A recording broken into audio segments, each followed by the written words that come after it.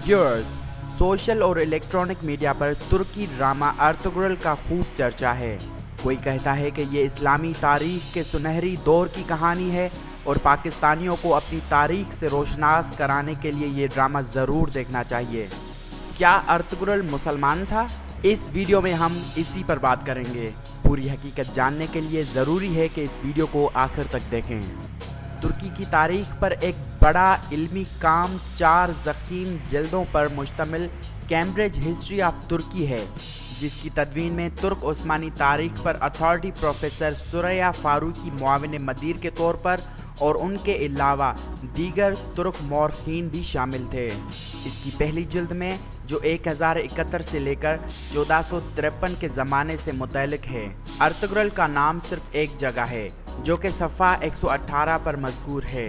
मुसन्निफ़ के नज़दीक अर्तुगरुल के बारे में हम कुछ नहीं जानते और इसकी मौजूदगी का पता उसके बेटे उस्मान के एक सिक्के से चलता है। मुसन्निफ़ के अल्फाज हैं, We know nothing about the life of Ertugrul and his existence is independently attested only by a queen of his son Osman। Urdu में इस सिलसिले में सबसे ज़्यादा मरूफ पढ़ी जाने वाली किताब डॉक्टर मोहम्मद उज़ैर की 2 जिल्दों पर मुश्तमिल किताब दौलत उस्मानिया है। मशहूर इल्मी इदारे दारुल मुसन्निफ़ीन आज़मगढ़ की शाया करदा इस किताब का दिबाचा सैयद सुलेमान नदवी ने लिखा और इस किताब का मकसद मुसलमानाने हिंद को तुर्कों के कारनामों से रोशनास कराना था।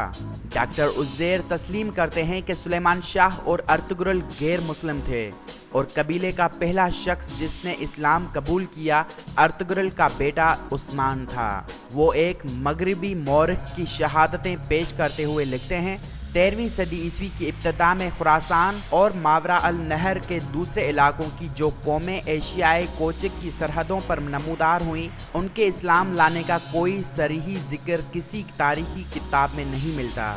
खुद उस्मानियों के मौरख नशरी के बयान से भी साफ इशारा मिलता है कि उस्मान का मौरिस आला सुलेमान शाह और उसके साथी जो अपने वतन से निकल खड़े हुए गैर मुस्लिम थे।